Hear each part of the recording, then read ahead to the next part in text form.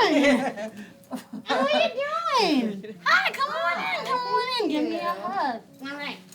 Excuse my behavior today because I am lit. I've had a lot of espresso this morning and I'm feeling amazing. So y'all gonna be feeling it too. So everyone signed in? I am a classically trained ballerina, affectionately known as Curvy Ballerina. We're on it. A little bit, right? So I like to use ballet as a way for women to reconnect with their femininity.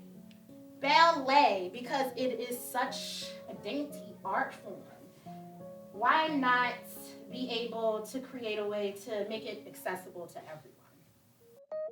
I mean, we were just sitting back, chopping it up, reminiscing about the good old days and all that.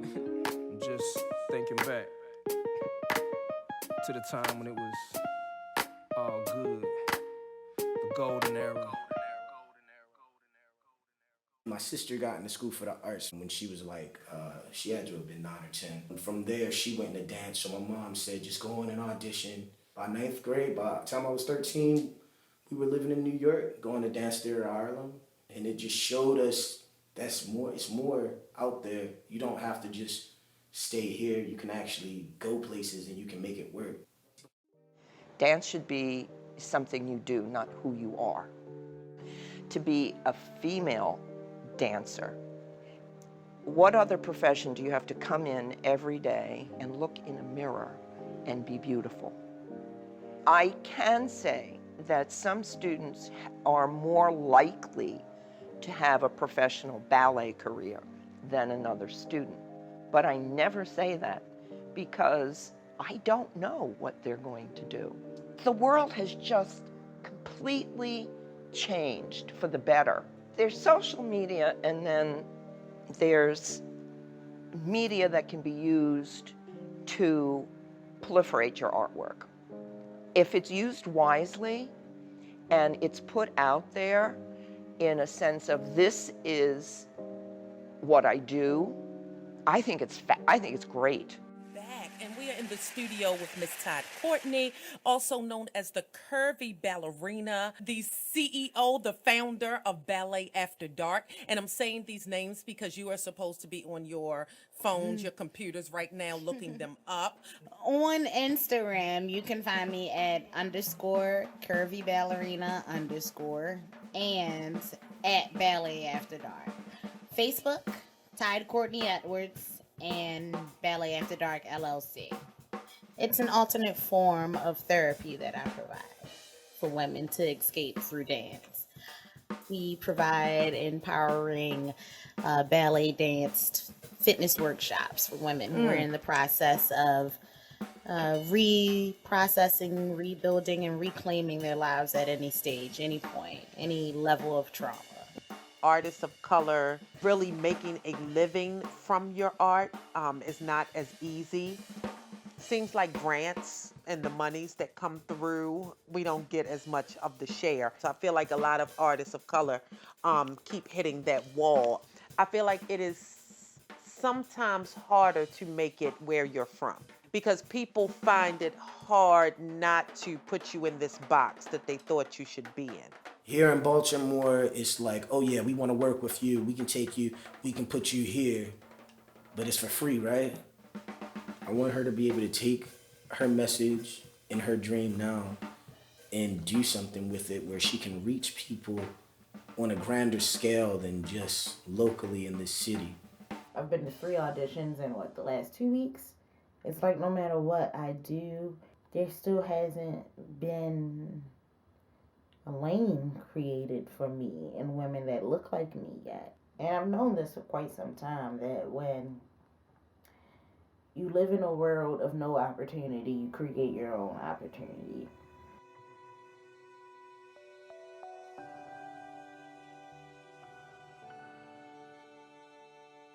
Sometimes my heart is heavy for no reason at all. And sometimes I feel so ready, then never make the call. And I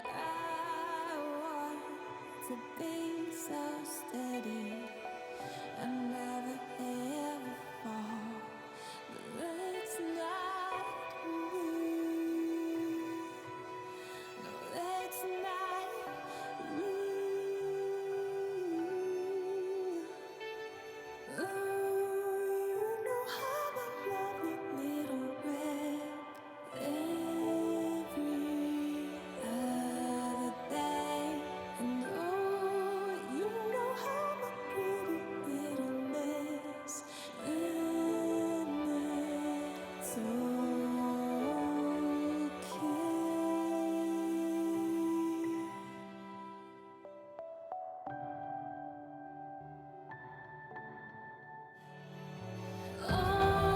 you know I'm a lovely little wreck every other day. And oh, you know I'm a pretty little mess, and that's you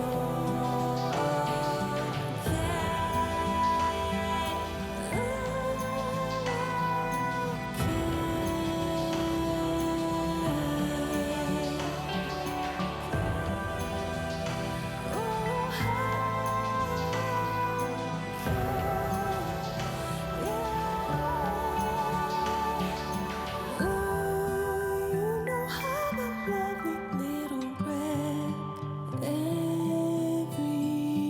other day. And oh, you know I'm a pretty little mess, and that's so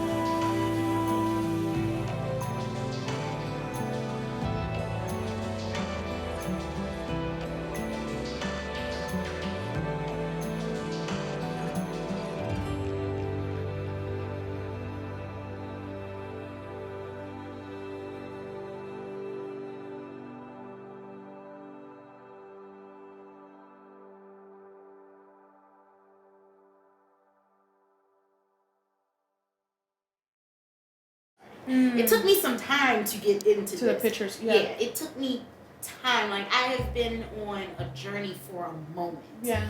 When I start getting the pictures back, I start seeing how pretty I am. And I'm like, I'm a cute girl. Like, I'm actually kind of cute. Yes, Like, I yes. like that. And when I first got on Instagram, it was a challenge for myself because I had not known something. This was like Oh, my wow. reintroduction to Wow. the world. Wow. This is not even 2.5 years ago. Yeah. I was not prepared for the amount of backlash. Yeah.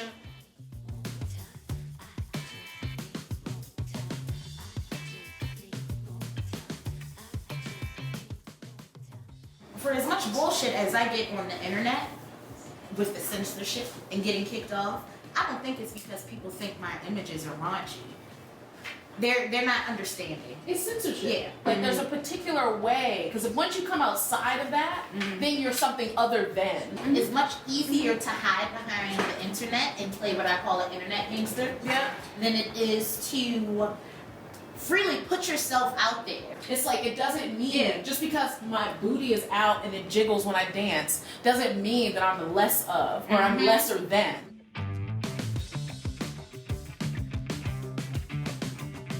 Love Baltimore, but it's very hard to get support when you don't fall within the category of being a typical Baltimorean. So it has been hard to get people to understand what I'm trying to do and to get them to see the benefit of it.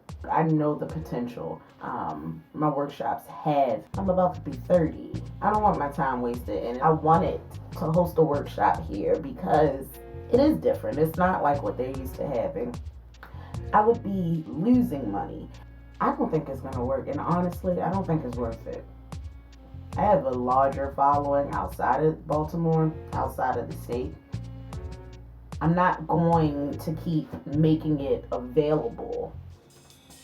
It's not appreciated here. And it won't be until after I leave.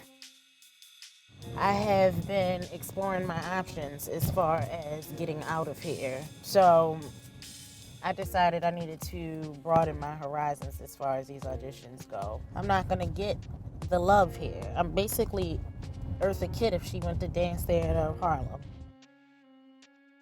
Being a professional dancer, you go to an audition, they like you, okay, good. But you need something to put bread in the bread box. When you walk into auditions, you always go to them blindly.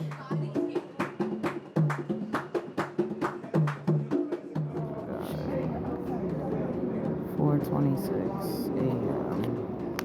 Waiting for the train.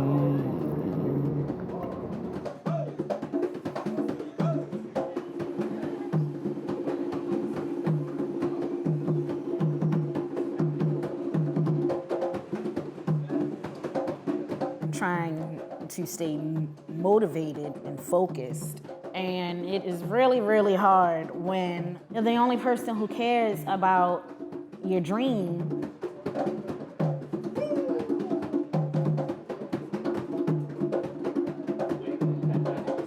I can't afford to get to any more auditions. And I'm not disappointed because this is how the game goes. This is just what it is. I'm not even gonna lie, I'm pissed off about this fucking audition. But I wasn't white enough, I wasn't tall enough, and obviously I was too fucking pretty. I used to say, like when I first started this, that it was more important to me to have supporters than followers.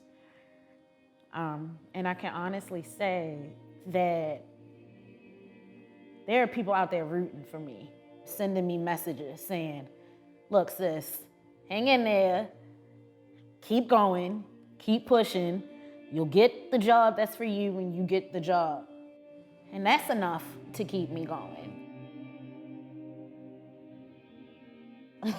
For as much bullshit as I'm dealing with and all the bullshit that I'm gonna have to look forward to, for some reason, I'm still very confident and I don't fucking know why. I might be delusional. I might be losing my mind. I don't fucking know why, but I don't wanna stop. I don't wanna stop trying. I might not have somewhere to live next week, but I don't wanna give up.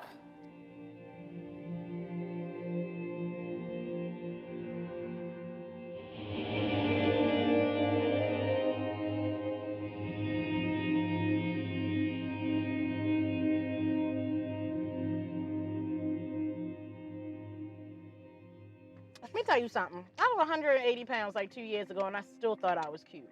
So shut the fuck up because I like these fucking abs right now. I know they're not gonna stick around for long. I lost weight the way that I did so rapidly was because I was stressed out. I don't even really know where to start. Like, this is a very interesting part of my journey. I think the most disturbing thought that I had recently was I'm starting to feel like I'm not as strong as I thought that I was. You know, she comes on and she is a very strong person. But I felt she was also somewhat vulnerable. And I felt I wanted to protect that in her. What she needed, I think, was to be understood that she wasn't as strong as she was trying to make you think she was. That kind of strength sucks the air out of your lungs. Shit is never easy when it comes to you trying to find the balance between staying true to who you are and then making sure that you stay interesting enough to be able to maintain your momentum. Like, this shit is not always me having this shit together. I'm not a fucking, I didn't go to school for business. So yes, I am going to be stressed the fuck out. I am going to be fucking some shit up. And I'm way past this point where I think that me getting a dance job is gonna pay my bills now. It's difficult when you have this idea, you think you have a plan, but then when you start to learn more, you realize your plan ain't shit. She did what she needed to do at the time she needed to do it. She just kept moving forward. That's how ongoing she is. This didn't work, move on. This didn't work, move on. I am so proud of any of the students, graduate or still here, that see these opportunities and seize them. If you don't succeed at first, try again. Now, all of a sudden, the floodgates have opened and it's Me Too land all over the world. But it wasn't like that up until a few months ago. The Ballet After Dark movement started from her, what was supposed to tear her down, an assault, something that was supposed to break you, for that boldness to stand up and say, yes, this has happened to me. And I think that is very relatable. I can be in here with this woman who understands me, who has been through some of the same things that I have, who looks like me. I think there is healing in the tribe. There is healing in sisterhood.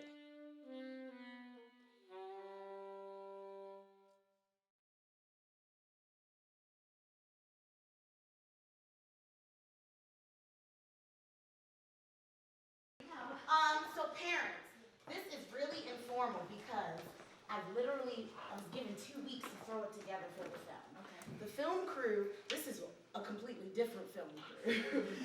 We're actually, most of you guys are from BSA, yes? Yes. Okay. All of you are? Yes. Perfect. My friend did this amazing expose on Ballet After Dark on Instagram, and I was just like blown away. And I was like, I need to know, what is this organization called Ballet After Dark? You know, just like, I really love her vibe. Like, I want to so do this project with her, and I wasn't sure if it was going to work out or not, but then it ended up happening, and I'm just like so thrilled. So just so you guys are all aware, Brittany was awarded a project with Tribeca Films, and we are going to just be watching, seeing how you guys move. Like, we may do 2 combinations, or I may put them together and it'll be 1 combination, okay? As I told y'all earlier, this could be a huge opportunity for everyone, okay? Opportunities turn into other opportunities. Here we go. So I've been doing a lot of these projects that deal with abuse, and so I just always am like, yes, this horrible thing happened to you, but how did you overcome it? Because I think we never talk about what does survivorhood look like, because I think we're so trapped up with just showing someone who is usually a woman of color as a victim. So I think when I saw those photos, it was just like, oh my God, of course I want to somehow be a part of Tide's journey and bringing her story to life. And I did not know that, you know, she had a doc also going on, but I was just like, somebody needs to be capturing all that is her. I'm a boom cat, okay? So I'm not always gonna count 5, 6, 7, 8. I do a lot of cat, pop, hop, step, coupe, and fast. Chasse, pop, and die, reach, and drop.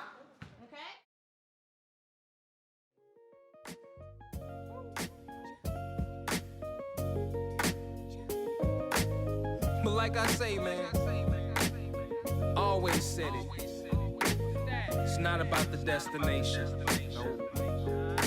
It's all about the journey. Role model, like it or not, I gotta play it. Sugarcoat the rhyme sometimes, but still say it. Said I was quitting at 40 is just a fib. I'm still a kid that's wiping the food off of my bib. You ever wanted something so bad that you could taste it? Cried over every opportunity wasted. Good and bad news, which one you want first? Either way you pick, the bad still gon' hurt you the worst. I never got to bask in the fruits of the labor, and I never got the cash from that dude from the label. I'm just thinking back.